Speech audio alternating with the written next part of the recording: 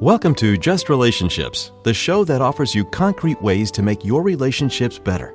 Whether it's your boss, your spouse, your children, or your friends, the quality of your relationships in life directly affects how you feel about yourself and the success you achieve. Your host, Dr. Duffy Spencer, a psychotherapist, telecoach, author, and seminar leader, will interview top experts to help you learn to manage this essential part of your life. And now, here's your host, Dr. Duffy Spencer. Greetings. Well, we all have to eat, and food is life-sustaining, and particularly in America and maybe other first world countries, but I'm only an expert on America. So many of us have a very convoluted relationship with food and therefore with our bodies. And we have a diet culture that is very detrimental, and it does impact males, but very even more so females. So if you're interested in hearing about how to have a healthy relationship with the food in your life and with yourself and with your own body, stay tuned, because I'm very happy to introduce to you Julie Allen, who is the CEO of Mary Rose Boutique, who has written a book called The Courage to Hope, and who actually started a clothing line for women of all sizes and shapes to look and feel beautiful, called Hope Continues. Welcome, Julie Allen. Hi, thank you so much for having me. Oh, you're welcome. What did you think about my introduction? I loved it. It's funny when you say all those things. I'm like, wow, I did that. That's awesome. That's it still doesn't. Awesome. Yeah. Wow. So Julie Allen, you really put your money where your mouth is. And I see that we're interviewing each other. We're interviewing each other. That's good. On Zoom. So I get to see this beautiful young woman who is of average weight talking about eating disorders. And we know that there are, among other things, shall I say, and we know that there's a lot more sympathy toward eating disorders of anorexia and bulimia than there is of BED. Binge eating disorder, because people who binge eat, overeat, compulsively overeat, are considered fat pigs. So we've had a lot of funding for anorexia and bulimia, and very little really help and emotional support and understanding for people who overeat and are overweight and or obese. So I'll let you talk now, Julie. Tell us the courage to hope. Hope for what, my dear? Hope for what? So my book, The Courage to Hope, is a memoir / self-help book. So I struggled with an eating disorder, anorexia and bulimia, actually for about 15 years when I was growing up. So it started when I was 10, 11 years old and continued on through my mid-20s. Throughout that time, I was in and out of treatments, just a lot. It was a very dark time, and it was a very long time for it to be such a dark time. And there came this point in my journey with my eating disorder that I knew that I had to choose to get better. I had to do it for me, for that, because the majority of my time in treatment, my parents put me there because it was life or death, and I was a minor. But I never wanted to recover. You know, eating disorders serve a purpose. They absolutely serve a purpose. And on the surface, they seem very much about weight and looks and very surface level. But once you dig a little bit deeper in an eating disorder, it is not what people think it is. You know, it's about control. It's about self-worth. Like, I didn't think I deserved to get better. So when I was in my early mid-20s, I had to make that decision that I was going to live or I was going to die. And I like to say recovery was the hardest thing I've ever done, but it was the most simple choice I ever had to make. It was Yeah, matter of life or death, live or die. And so when I was then in my early mid-20s, I went to residential treatment on my own accord. For the first time, I actually pursued treatment because I wanted to. And I went to a residential treatment facility out in Canada because it's so expensive here in the States. I know another fun fact there. That's where I really found my footing for that first time was out in Canada. I love that expression, found your footing, because it has to do with groundedness, doesn't it, Julie? Absolutely. Yes. Absolutely. Yes. Yeah. I just want you to know that I did my doctoral dissertation in social psychology on women and weight. So that is a so asking me to do a radio show, you found the right person, I'll tell you. So let me just say that the literature, of course, talks about the rebellion. Very young women, teenage girls, really want to, as you say, exercise control and fight against very often overbearing parents, and are saying, no, I'm going to eat or not eat what I choose. What you cannot tell me what to put in my body. You can force me to go to school. You can force me to wear certain clothing. You can force who I'm friends with, but you cannot tell me what food to eat. And the point you made in your mid-20s where you said, well, this is about me. I want this. Was this at all because 10 or 11, Julie Allen, 10 or 11, oh my goodness, my heart that goes out to you and all girls that age who are succumbing to this destructive thinking and being. And so what was it that caused you to not want to eat or eat and purge? So prior to the eating disorder developing, I developed obsessive compulsive disorder a couple of years prior. Eating disorders are such a complicated etiology. You have all these different factors, like you've got the biological, you've got the psychological, and then you'll also have this massive societal component that we live in. So it really is this perfect storm of all of these things coming together, because we all live in the same society here. Like we all live weight obsessed, look obsessed, diet obsessed culture that, I'm working to change that in my professional career now, but we have a long ways to go. We have a long ways to go for women, particularly women, not saying their worth is based on their weight, right? These other components, which are the biological and the psychological. And I was always a super anxious kid. Like I grew up a ballet dancer. Started that when I was 4. And so, that just idea of perfectionism was always ingrained in me. Oh, yes. Always had to be perfect. And then once the obsessive compulsive disorder kind of, reared its head, just a perfect storm to develop an eating disorder.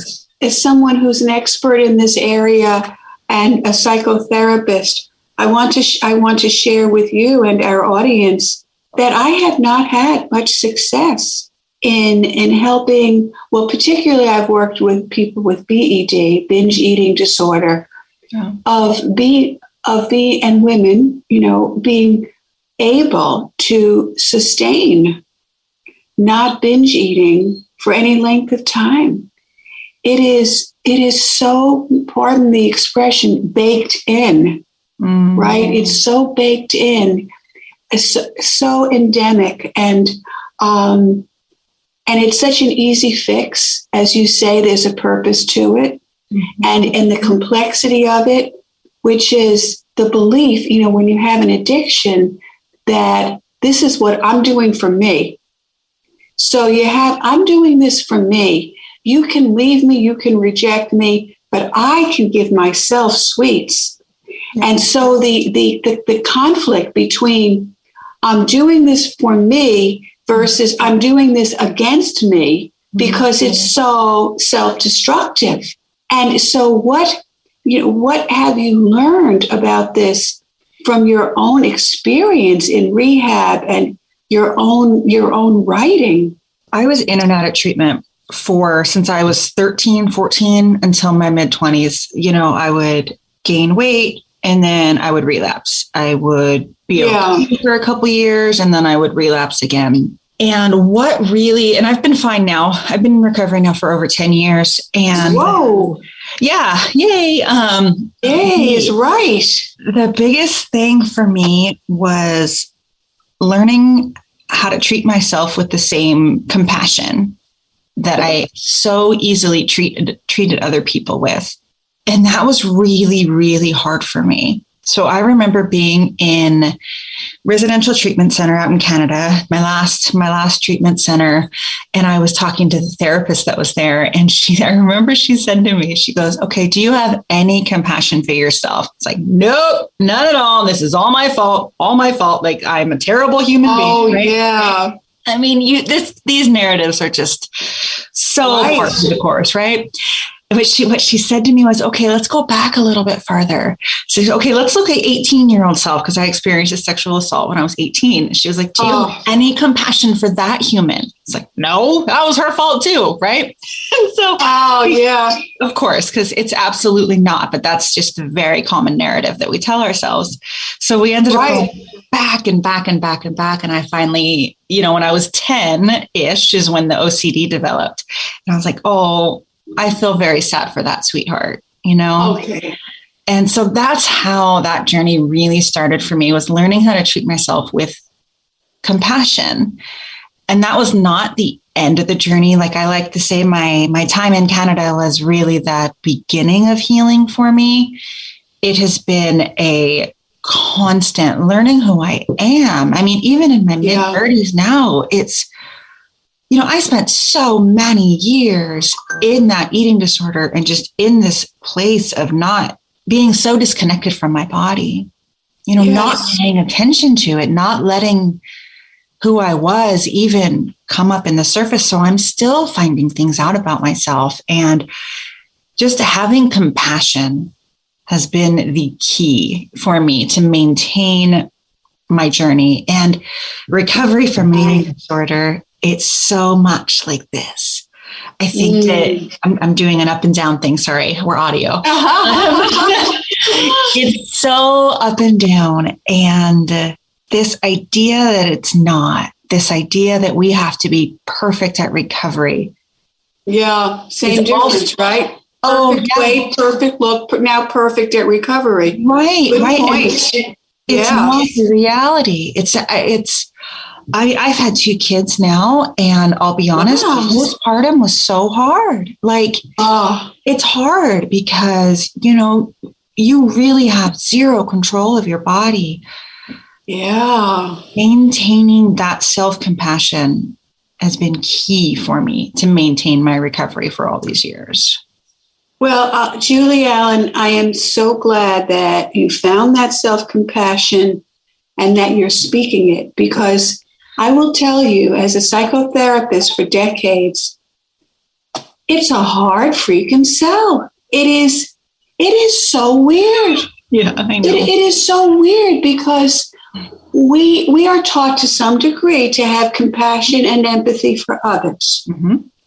But when it comes to ourselves, in America, we are imbued with this idea of individualism to the extreme. It is toxic individualism, where we are totally responsible for everything, right? And where we are told to take responsibility, yes. And as you put it, it's my fault. I'm a terrible person. And in all my research, and of course, why did I research this? There's no such thing as a objective social scientist. I mean, I chose it myself for myself because from the time I was a child, I would use food. Mm-hmm. I was a lonely kid, unhappy, lonely kid. And I chose the other route. I would gorge on chocolate and ice cream, spending my allowance on chocolate bars. when I was so lonely between school and dinner, I didn't know what to do with myself. So I'd sit and eat chocolate. So also a lifelong struggle. And I also am in recovery, a very stable recovery.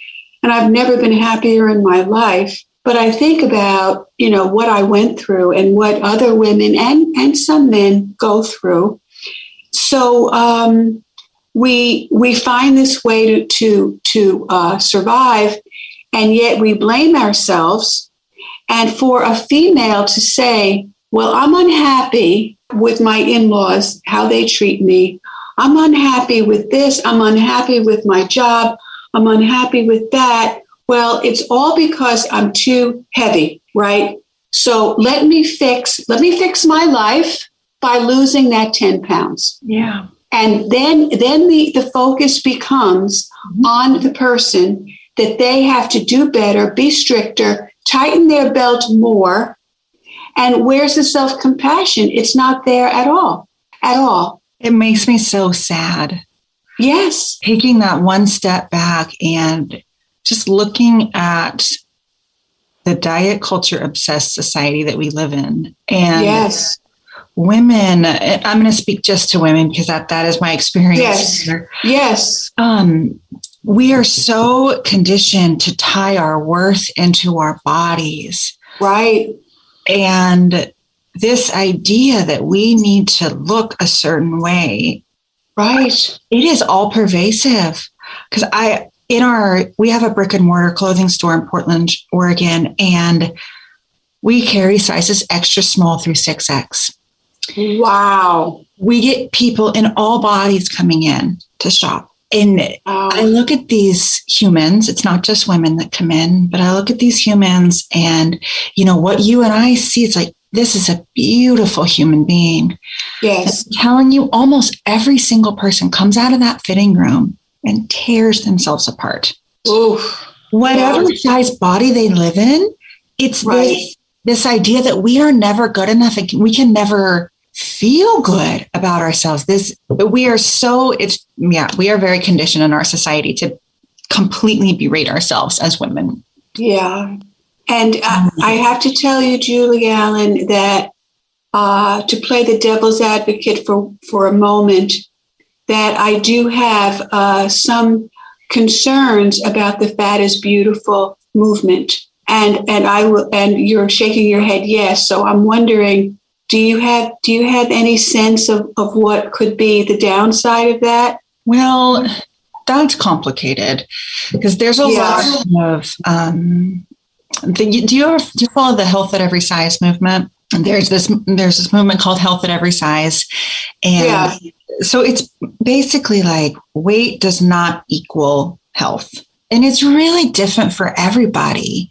And that's a hard one. That's a really hard one because our mission is to empower people in all bodies to feel beautiful as they are. As they are. Completely agree. Right. And yes. You deserve to feel beautiful in the body that you are in now. And because there's always in 10 pounds, I can do this. I will not buy clothes that I feel beautiful in if I'm at a higher weight. There's just lots of narratives. So that one's a hard one for me to answer because I kind of just land on another person's health isn't my business. And I just want to empower women to love themselves as they are. I get it completely. And I'm with you, Julie Allen. And I just want to say that as a psychotherapist, I think it's very important to separate out the action from the result. Yeah. And, our behavior so that we are all just trying to cope. Mm-hmm. And some of us have negative copers and some of us have positive copers. Right. And, food is cheap and accessible and some, legal, right? If it's not culturally acceptable to gorge in a public setting, at least it's not illegal. Yeah. So I overate, I gained weight, and I hate myself. versus I overate, I gained weight, and let me see what else I can do to take care of myself that is a positive, healthy coper. And the only problem I have with I look great this way. Yes, I'm in my now body. I'm in my now body, and I love myself, and I forgive myself for using self-destructive copers. Okay. And at the same time, obesity is a root of so many diseases. Obesity is connected to COVID.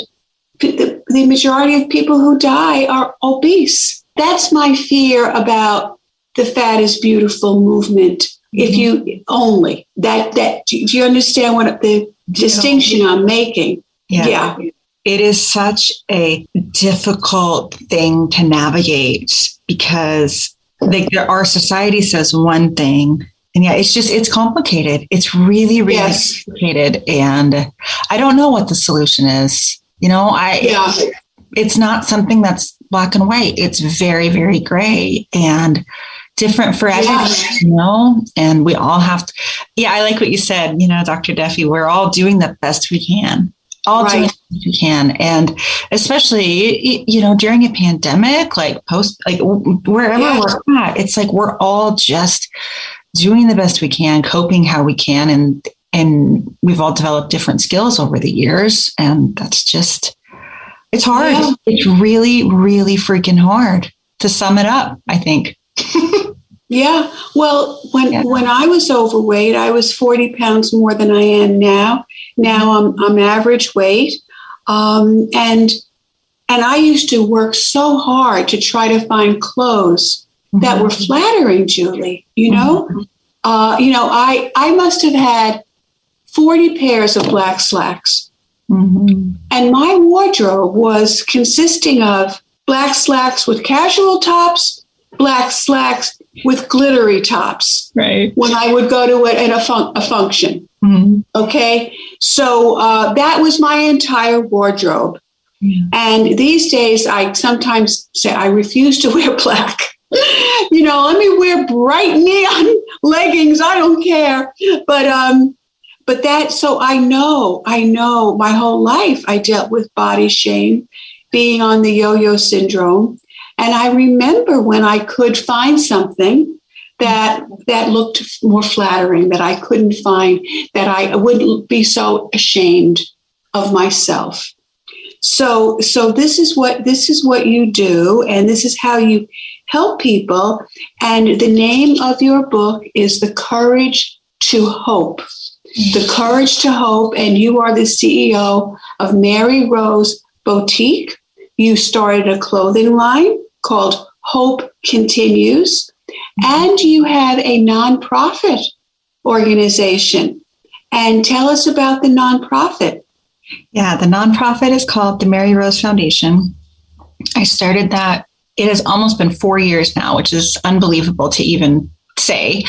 But that organization helps fund treatment for people struggling with eating disorders.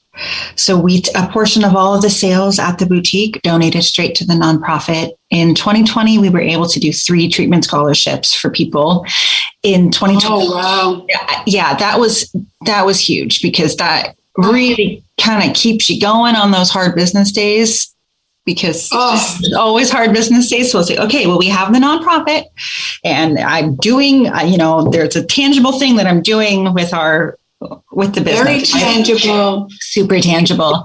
Yeah. And then in 2021, we really switched our focus to do more education and outreach programs geared towards youth. So we do body positive art groups with kids. It's fun. It's a lot of fun, because you can fund treatment for eating disorders all day long, but you got to hit that prevention side, or else it's not going to be sustainable in the long run. So that was our big focus of 2021, was adding in those prevention education programs to try to give these kids coping skills. And art is just such a fabulous avenue for kids to be able to express themselves without having to use words, because they don't often have words. So it's been good. So it's been good. And like I said, it really keeps me going on those hard business days, because that's going to happen inevitably. Yeah, we can continue to rescue people from drowning, but let's go upriver and let's see the hole. Yeah. Let's look at the hole that they're falling into. There's a big hole out there in the diet. There's a big hole. And I love how you put it, F the diet culture. F the diet culture. And we have just a couple of minutes left. So the good news to everybody is that Julie is coming back next week. So we are doing part 2 of the program, The Courage to Hope, about self-compassion, no matter what size you are. So is there anything you would say to the people listening who are struggling with eating, not eating, and their body image and their appearance and their health? Yeah, I want to say, try to find that speck of compassion for yourself, because it is so easy to blame ourselves for everything. And if you can't find compassion for your current self, I'm telling you, go back, because at some point, I sincerely hope that we can all find that shred of compassion for ourselves. It was key for me in maintaining my recovery, was that self-compassion. Wow, I love it. I love the speck of compassion, the shred of compassion, because we have to start somewhere, little steps, and the idea of when we try to look at our higher self, where we are whole and soulful and grounded and compassionate, is that the lowest rung of moving into self-energy, self with a capital S, is curiosity.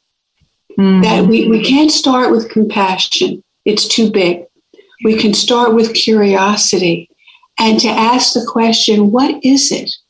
What is it inside of me that I was so in pain that I had to go to food to comfort myself? And why did you do that? Yep. I can't believe you ate the whole thing. That whole thing, that's a question that involves blame. But if we could stay with the question without blame, with curiosity, that is the shift. So, Julie Allen, your clothing line is called Hope Continues, and your book is The Courage to Hope. There's a theme here. And where can we get this? Where can we access your clothing? At some point fairly soon we can. And your book, is that readily available? That is, yep. That's available on our boutique's website right now. So that's just maryrose.boutique, which is also our Instagram handle, which is kind of maryrose.boutique. Yeah. Well, thank you, Julie Allen, so much. I look forward to speaking to you next week. And this is Dr. Duffy Spencer saying goodbye for now and wishing you great relationships.